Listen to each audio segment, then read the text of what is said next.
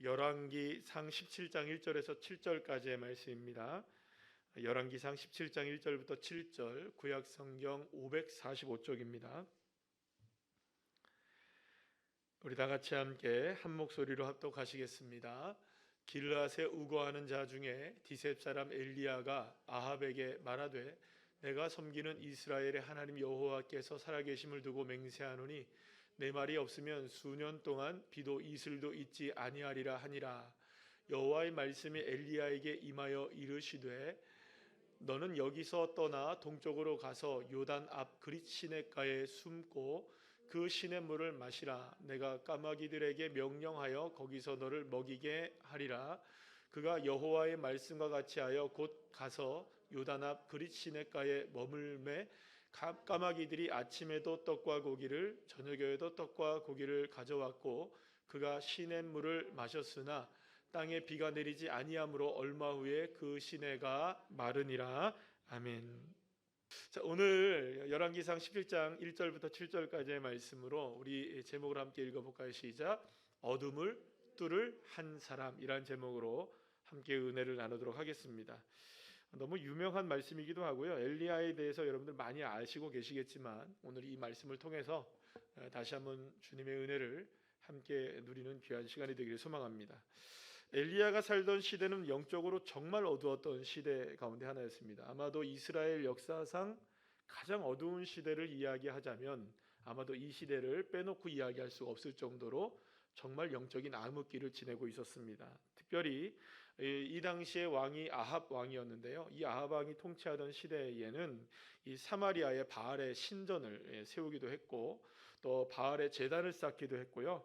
또 아세라상을 만들어서 이전에 그 이스라엘의 모든 악한 왕보다도 더 악한 왕으로서 그의 삶을 살아갔던 사람이 바로 아합이었고 그 사람이 통치하던 시기가 바로 이 엘리야가 살던 시기였습니다.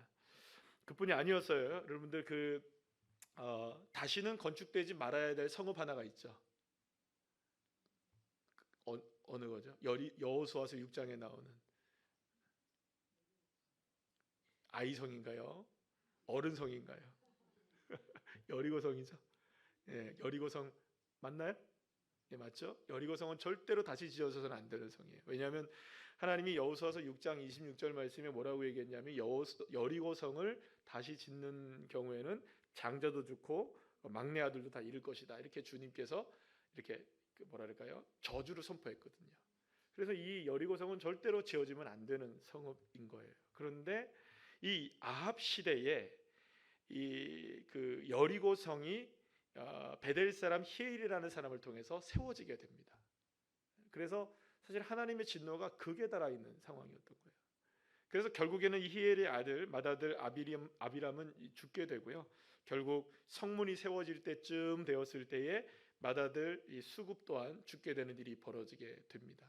그러니까 사실은 이 여리고성이 이렇게 어떤 한 사람에 의해서 세워졌다는 것은 단지 아합 왕만의 이 이스라엘의 영적인 문제가 심각한 것이 아니라 백성들 저 밑에 있는 백성들의 이르기까지 하나님의 말씀을 어떻게 어깁니까? 대놓고 어기는 거죠.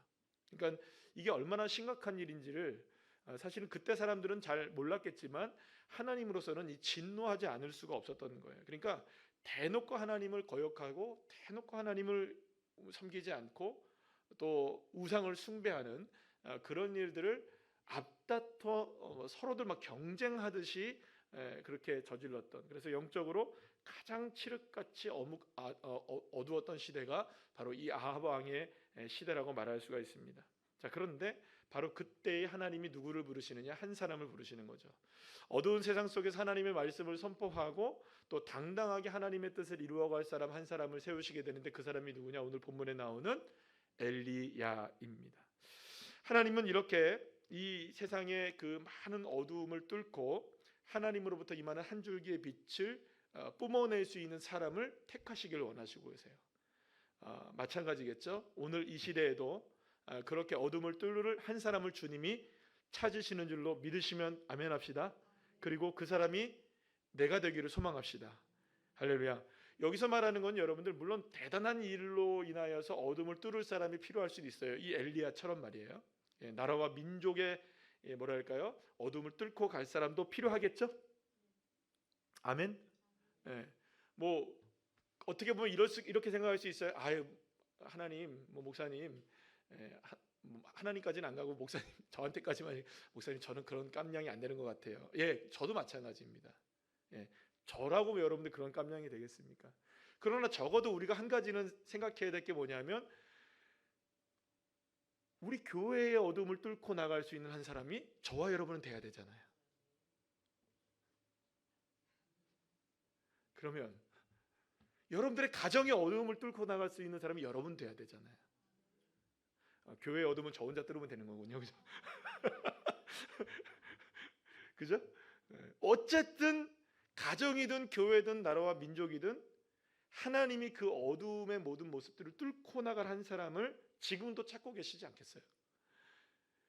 아합 시대에도 하나님이 찾으셨다면 지금도 찾고 계시는 하나님이실 거고, 누군가를 통해서 하나님이 어둠을 뚫기를 원하신다면 오늘 이 시간에 따라합시다. 내가 되기를 원합니다. 여러분 믿으십니까? 할렐루야. 예, 내가 되길 원하는 그런 믿음의 고백이 오늘 이 시간에 있기를 간절히 축원합니다. 자, 그런데 그렇다면 여러분들, 우리가 뭐 이 시대의 엘리야 너무 거창하기도 하고, 뭐 그렇다고 해서 우리가 뭐 엘리야의 뭐 아주 모냥 빠지는 건 아닐 수도 있습니다. 물론 여러분들 그렇게 생각할 수 있어요.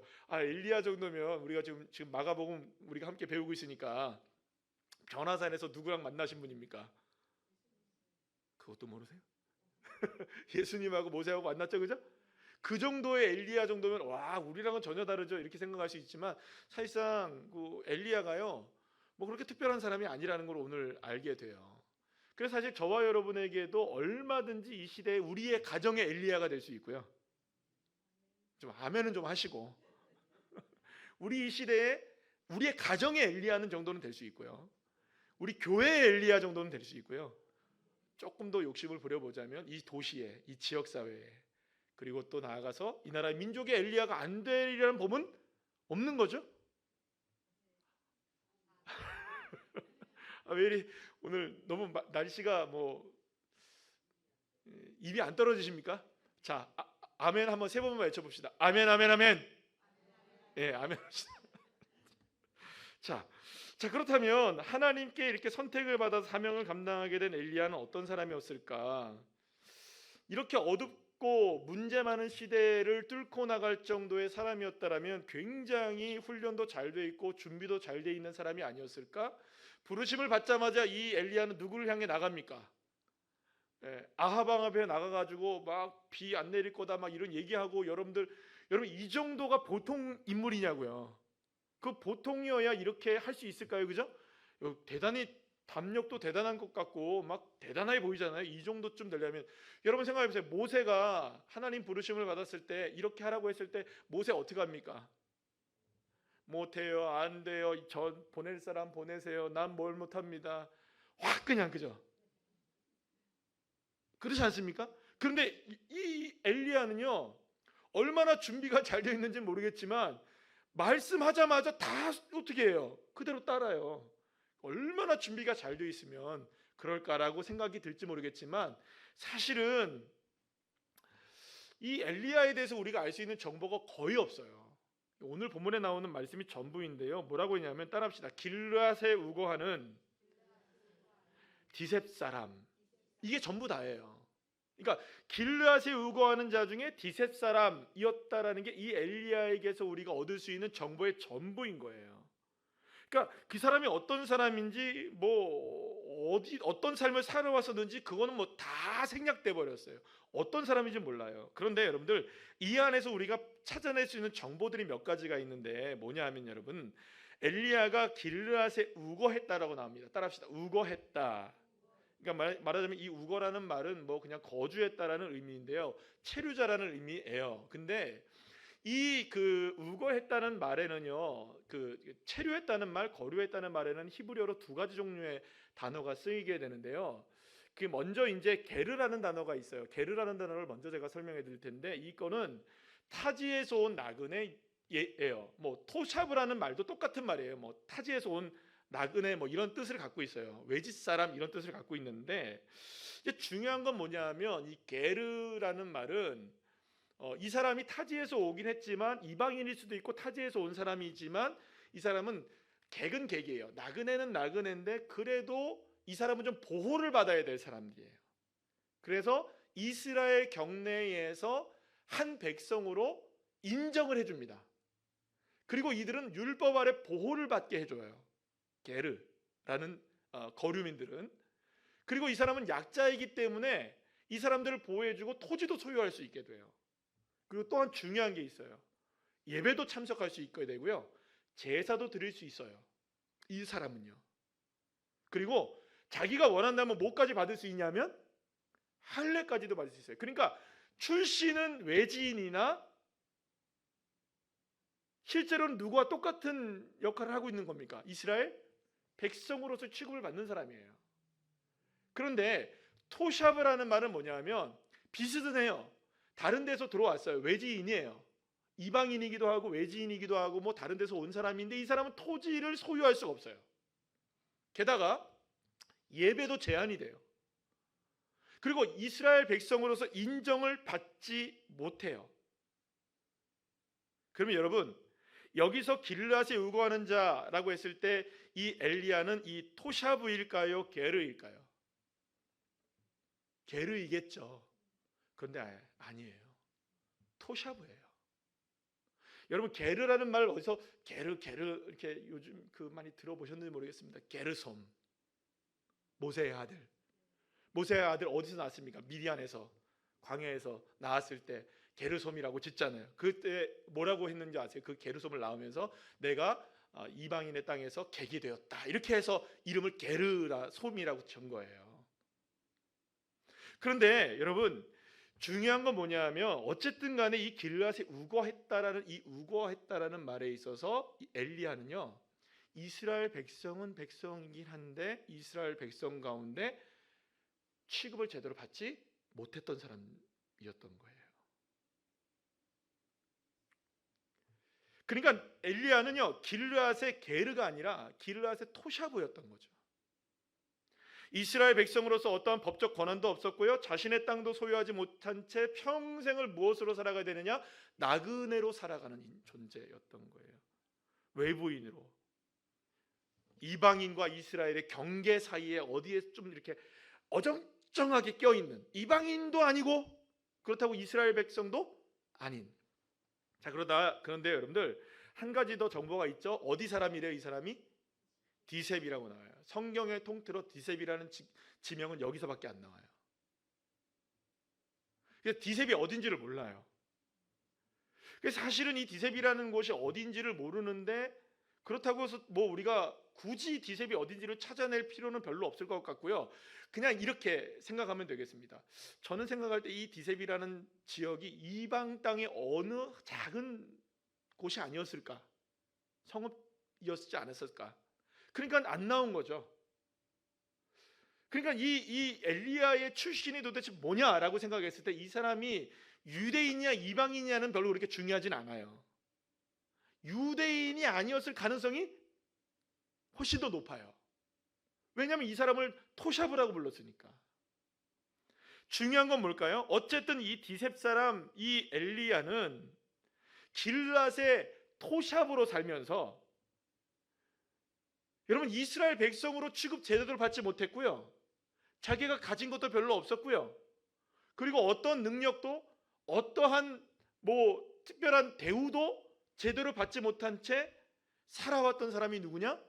이 엘리야였던 것입니다.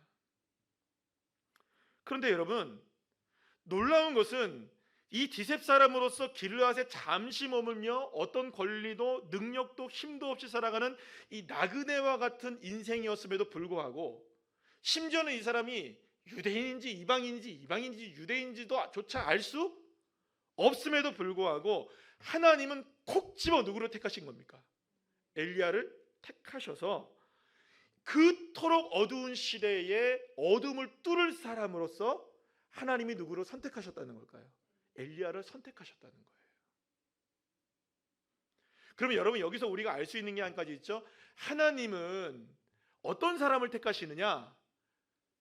묻지도 않고 따지지도 않으시는 거예요. 어떤 조건이 있기 때문에 주님이 그 사람을 선택하시거나 어떠한 능력이 있기 때문에 주님이 그 사람을 좋아하시는 게 아니라는 거죠. 설령 비록 그 사람이 어떤 능력도 없고 어떤 신분이 되지 않고 어떤 모습을 갖추지 않는다 할지라도 하나님은 얼마든지 하나님의 뜻에 따라 그 사람을 선택하실 수 있다는 거예요. 아멘이시죠? 그러면 여러분, 우리 다시 한번 질문할게요. 저와 여러분도 우리의 가정의 엘리야가 될 수 있을까요? 아멘. 우리 교회의 엘리야가 되실 수 있을까요? 여러분, 더 나가서 담대하게 여러분 선포하십시오. 이 나라 이 민족의 엘리야가 될 수 있을까요? 아멘이죠. 왜요? 예, 우리에게서의 능력은 없어도 하나님이 선택하시는 기준은 그 어떤 기준이라 할지라도 주님은 하실 수 있으신 거예요. 그러니까 저와 여러분이 아유, 나 같은 사람이 어떻게 엘리야가 돼요? 여러분 처음에 그랬잖아요. 우리의 가정에 엘리야가 되자는 말도 제대로 아멘을 제대로 못 하셨는데 이제는 여러분들 우리가 할 수 있는 거예요. 얼마든지. 내가 우리의 가정에 엘리야가 되길 원합니다. 내가 우리 교회에 엘리야가 되길 원합니다. 하나님, 내가 이 나라 이 민족의 엘리야가 되길 원합니다. 왜 가능할까요? 주님이 하시기 때문에. 그 사람이 어떤 능력을 갖고 있기 때문에 어떤 출신이기 때문에 될 수 있는 게 아니에요. 뭐 요즘 같으면 여러분들 이렇게 얘기할 수 있을 거예요. 대치동 출신 아니면 안 될 것 같죠, 그죠? 서울 강남 출신이 아니면 안 될 것 같죠? 그러나 사랑하는 여러분, 서울 강남 출신이 아니고 대치동 출신이 아니어도 울산의 동구의 방어진의 바닷가에서도 엘리야는 얼마든지 나올 수 있는 겁니다. 그리고 저와 여러분이 바로 그 주인공이 될 수 있는 것이죠.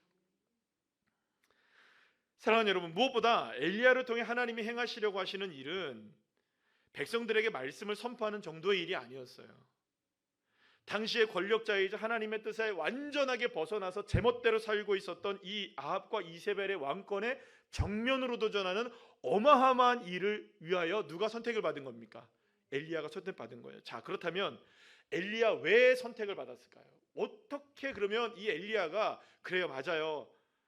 이게 길르앗의 토샤브의 출신의 디셉의 어느 지역 출신인지도 모를 사람, 뭐 이 사람이 어떤 능력을 가지고 있는지 검증도 되지 않았고 어떠한 역할을 했는지 우리가 알 수도 없는 이 사람이 왜 그러면 이 사람이 이 시대의 어둠을 뚫을 사람으로 하나님께 선택받을 수 있었느냐?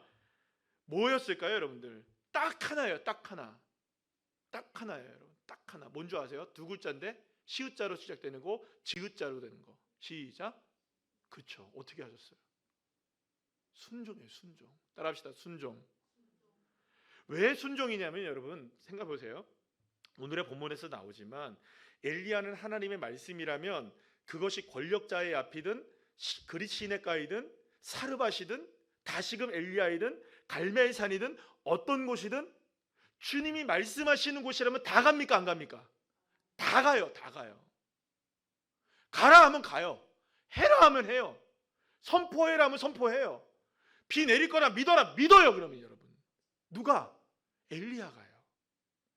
엘리야의 가장 탁월한 점이 뭐냐? 이 사람이 어떤 출신이고 뭘 갖추고 있고 어떤 걸 우리가 알지 못해요. 그러나 이 사람이 딱 한 가지 하는 게 뭐냐? 순종의 달인이었던 거예요. 순종하는 사람이었던 거예요.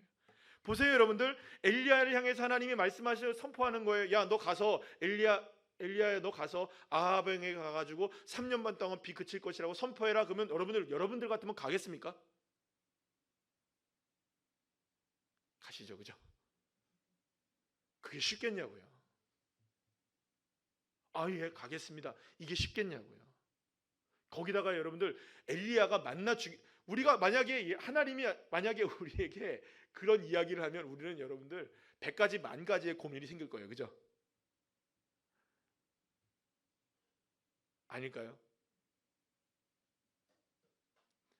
처음에 무슨 고민부터 시작할까요? 뭘 타고 가지? 그죠? 네? 어떻게 들어가지? 날 만나줄까? 내가 이 말을 하다 떨면 어떡하지? 수없이 많은 이야기. 말하다가 칼 맞으면 어떡하지? 그죠? 수없이 많은 고민들이 있을까요, 없을까요? 있겠죠. 그래서 결국에는 우리가 뭐라고 얘기할 거예요? 하나님 앞에. 아유, 하나님 보낼 사람 많은 사람 보내세요. 난 그냥 여기서 방어진에 있으랍니다. 예. 난 그냥 여기 있을. 아이고 서울에 사람 많아요 하나님. 거기 내로라는 분들이 얼마나 많은데 나 같은 사람을 하나님 하십니까? 예, 난 못하겠습니다. 여러분들 우리 같으면 그럴 수 있을 것 같아요.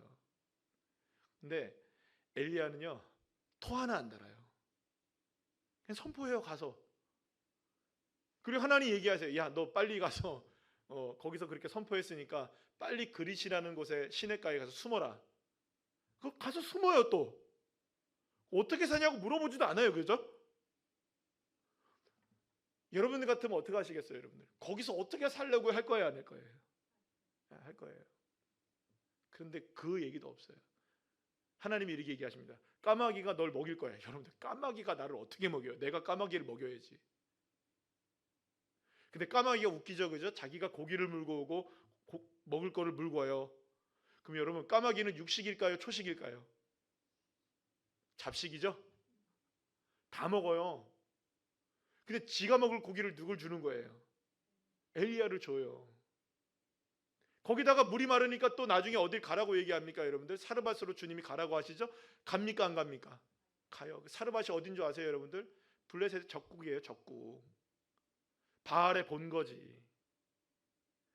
아니 거기를 어떻게 가냐고요. 또 거기 있다가 여러분들 또 어떻게 합니까 여러분들? 그 먹으라 하니까 사르밧의 과부를 만나가지고 솔직히 말해서 엘리야 나쁘죠 그죠?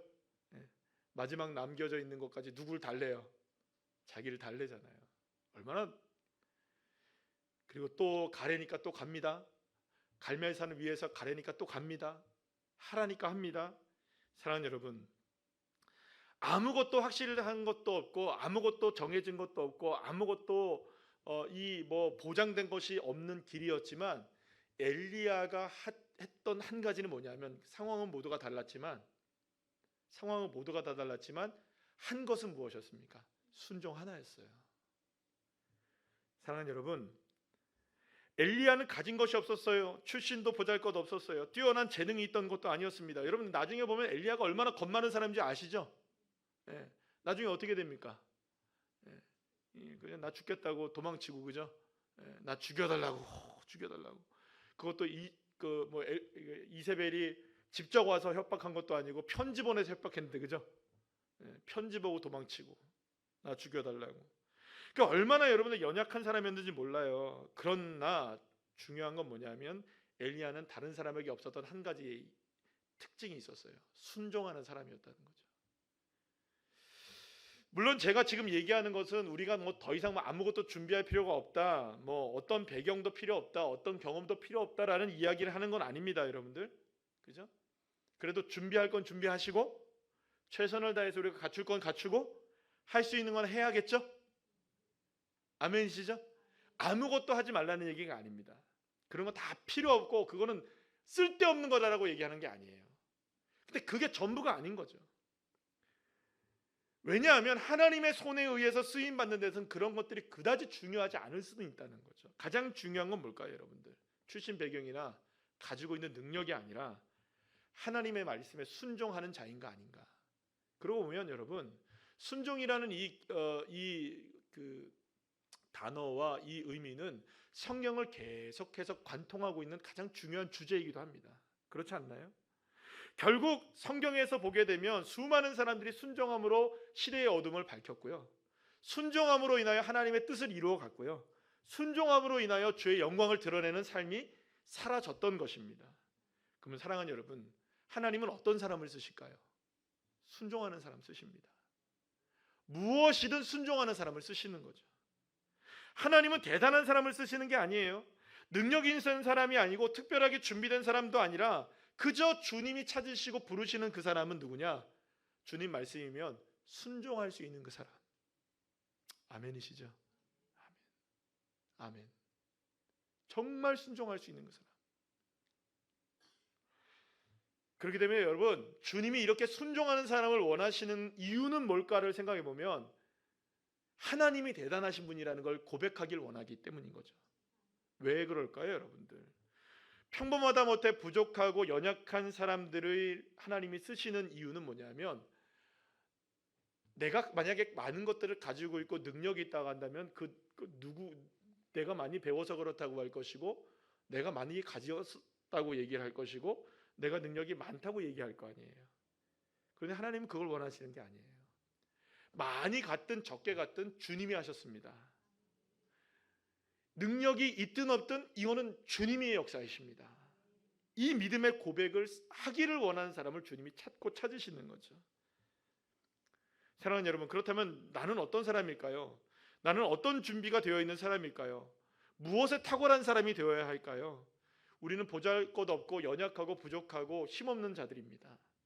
그러나 오늘 이 밤에 저와 여러분을 향하여 오늘 이 시간에 주목하여 주님이 보고 계신 한 가지가 있습니다. 그것은 하나님의 뜻에 순종할 사람인가? 그렇기 때문에 어떻게 보면 우리에게 주님은 기회를 주시는 거죠. 뭘 할 수 있는 기회? 순종할 수 있는 기회. 말씀에 순종하고 기회에 순종하고 하나님의 뜻을 이뤄나갈 수 있는 순종의 기회를 저와 여러분에게 주님이 원하시는 것이라고 볼 수가 있는 것이죠. 그래서 우리를 만나려고 하는 거예요. 주님이 우리를 만나시려고 하시는 이유가 뭐냐 하면, 우리에게 많은 문제가 있다 할지라도 얼마든지 하나님은 하나님의 뜻을 우리를 통해 이루어갈 수 있다. 나의 가지고 있는 문제나 나의 가지고 있는 연약함이나 나의 가지고 있는 복잡한 상황들 속에서도 불구하고 하나님은 역사하신다. 하나님은 일하고 계시고 하나님의 능력이 한이 없으시고 지금도 그것을 뚫고 나가고 계시고, 믿으십니까? 그렇기 때문에 탁월하고 준비되고 괜찮은 사람이 아니어도 괜찮은 겁니다. 내가 했다고 하지 않을 사람을 주님이 찾고 계시는 거예요. 오히려. 그래서 여러분, 우리는 그저 주님 앞에 어떤 고백만 하면 되느냐? 따라합시다. 하나님, 나는 무익한 종입니다. 이 고백이 고린도전서 1장에 나와 있죠. 27절 29절 말씀 우리 다 같이 한번 읽어볼까요? 시작.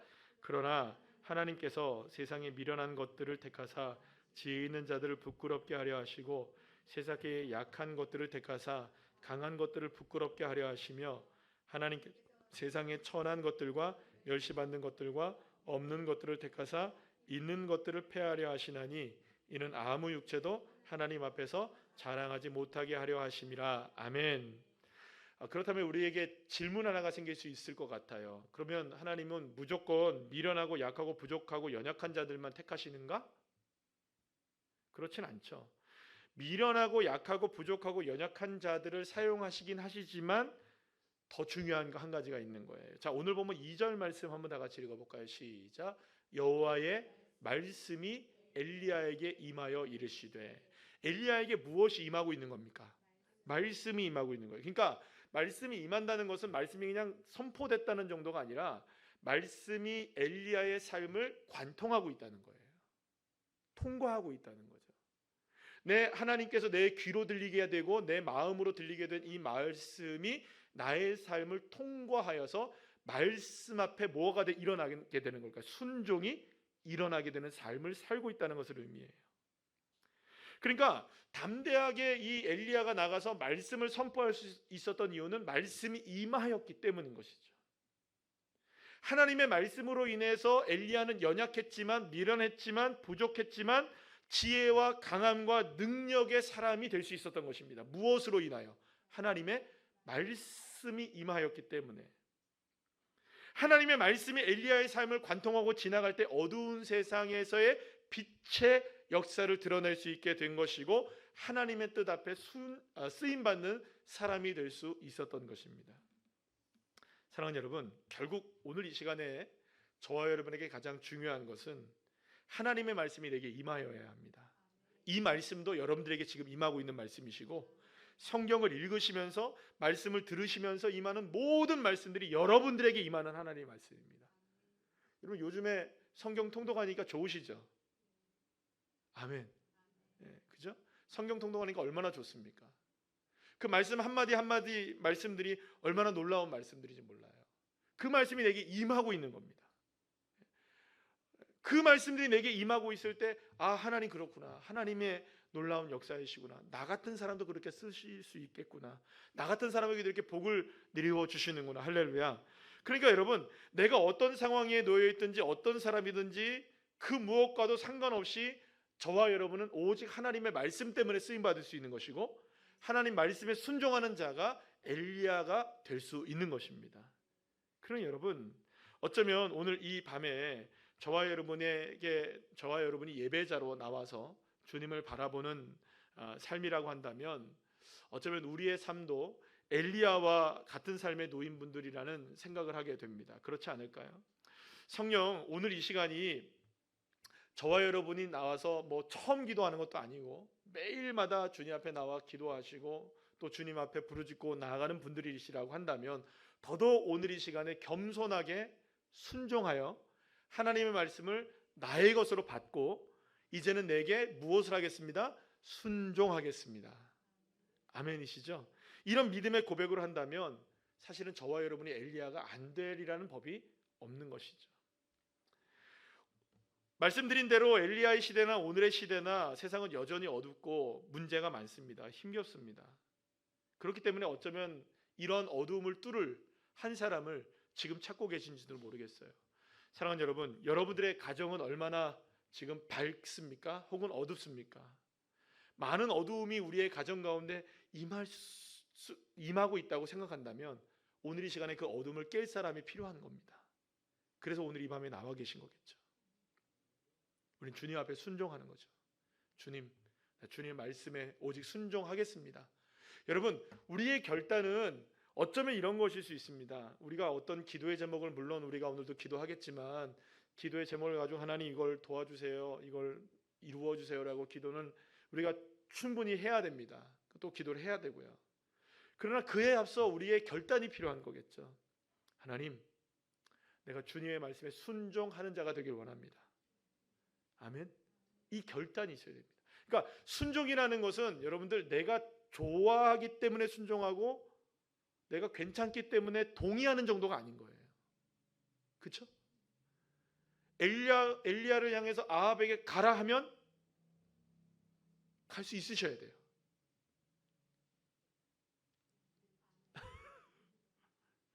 그리 시내가에 숨어라. 아멘. 갈멜산에 올라가라. 아멘. 이 믿음이 우리에게 온전한 믿음이 되어질 때 주님은 그에게 때로는 까마귀를 보내시기도 하시고, 마른 시내 비가 내리지 않지만 하나님이 마르지 않는 샘으로 하나님이 이끌어 주시기도 하시고, 먹을 것이 없는 시대 속에서도 사르밧 과부를 통하여서 끊임없이 먹을 것을 소생케 하시고 샘솟게 하시는 은혜를 주실 것이고요. 아멘이시죠? 비가 그쳤는데 비를 내리시기도 하시고 불을 내리시기도 하시고. 아멘. 나중에는 여러분들 놀랍죠? 하나님의 은혜 가운데 쫙 들려 올라오죠. 멋지잖아요, 그죠? 할렐루야. 딱 한 가지예요, 딱 한 가지. 나 원합니다, 뭘 합니다, 뭘 하겠습니다, 이게 아니고 주님, 그저 나 어떤 말씀이든지 주님 말씀에 순종하겠습니다. 늘 말씀드리는 거 있잖아요. 순종하려는 마음은 우리에게 늘 언제나 있습니다. 그죠? 그렇죠, 여러분? 이 밤에 나온 여러분들은 늘 순종하시길 원하시고 계시죠?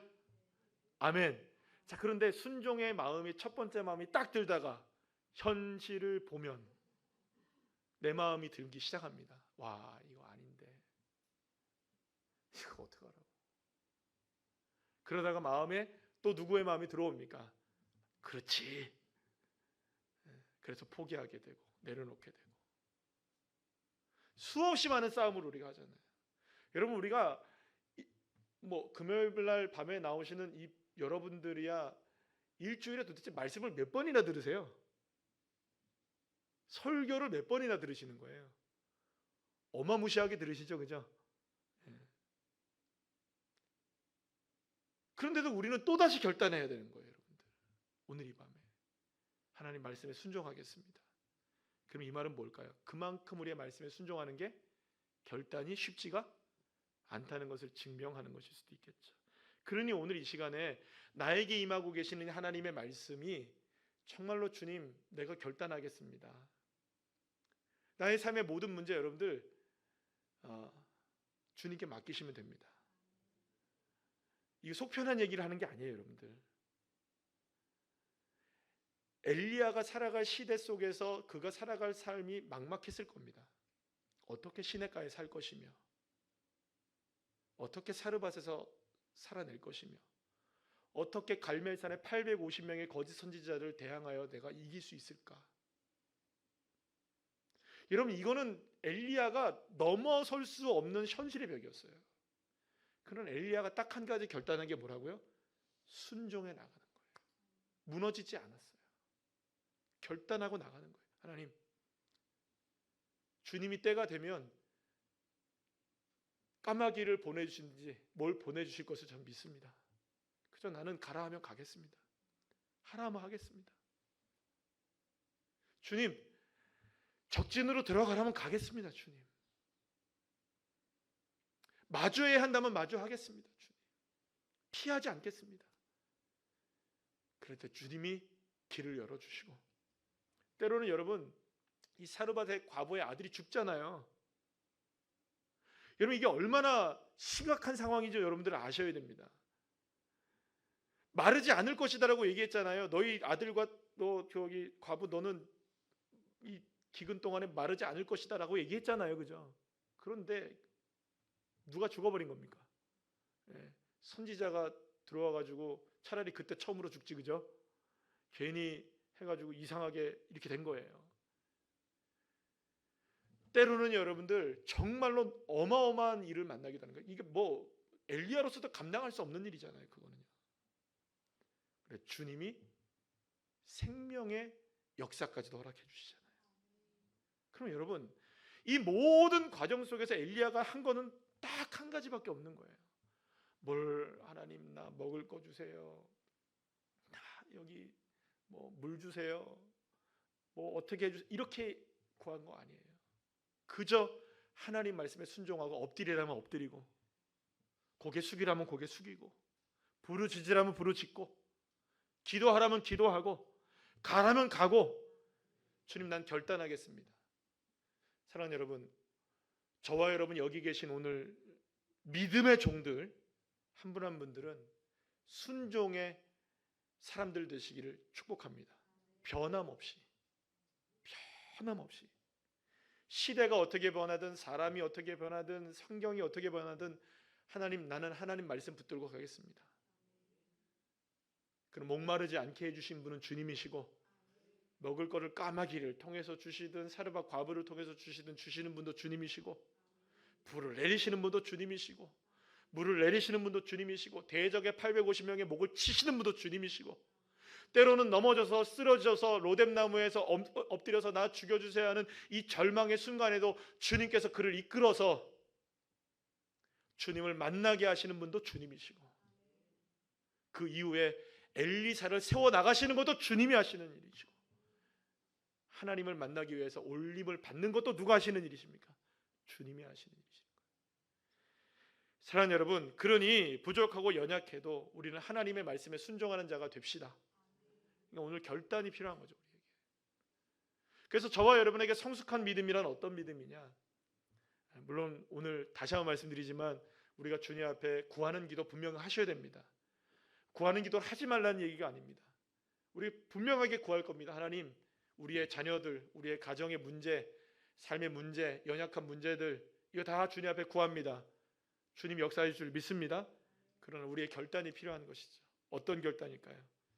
하나님, 내가 하나님 말씀에 순종하겠습니다.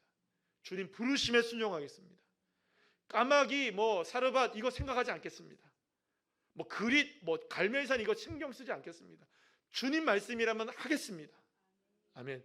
여기 계신 모든 분들이 그런 믿음으로 살아간다면 여러분 생각해 보세요. 이런 믿음으로 살아가는데 하나님이 우리의 가정에 엘리야가 안 되게 하시겠습니까? 우리 교회에 엘리야가 이렇게 많은데요. 할렐루야. 여러분 생각해 보세요. 한 명이 850명 대항하잖아요, 그죠? 와, 여기 계신 분들만 하면 우리는 여러분들 한 10,000명쯤은 될 수 있을 거예요, 그죠? 아멘. 나라와 민족이 지금 어렵잖아요. 이 시대에 지금 무엇이 필요하냐?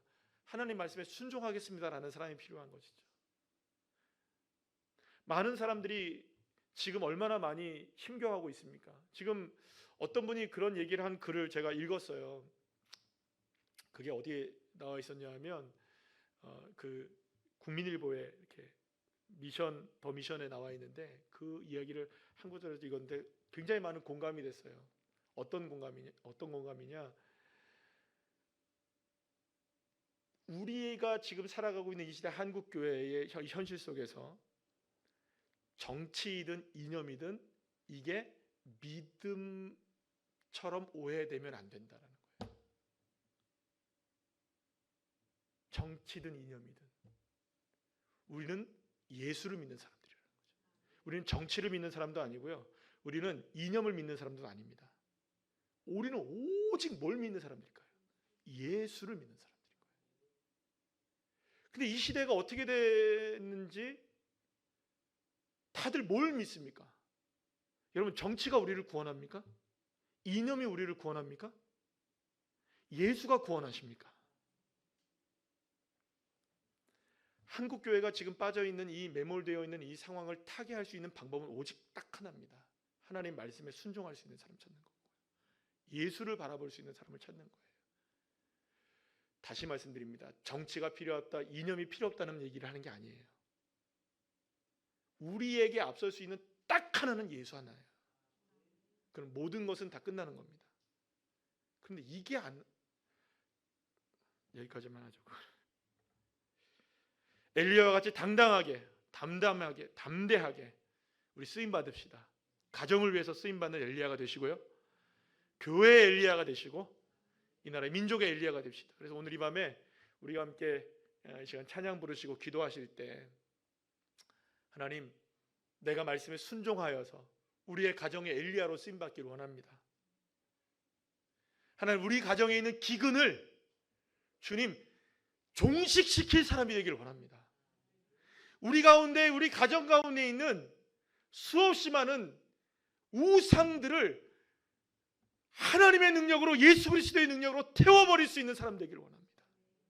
우리 교회 위에, 이 나라 민족에 그렇게 쓰임받는 사람이 되기를 원합니다.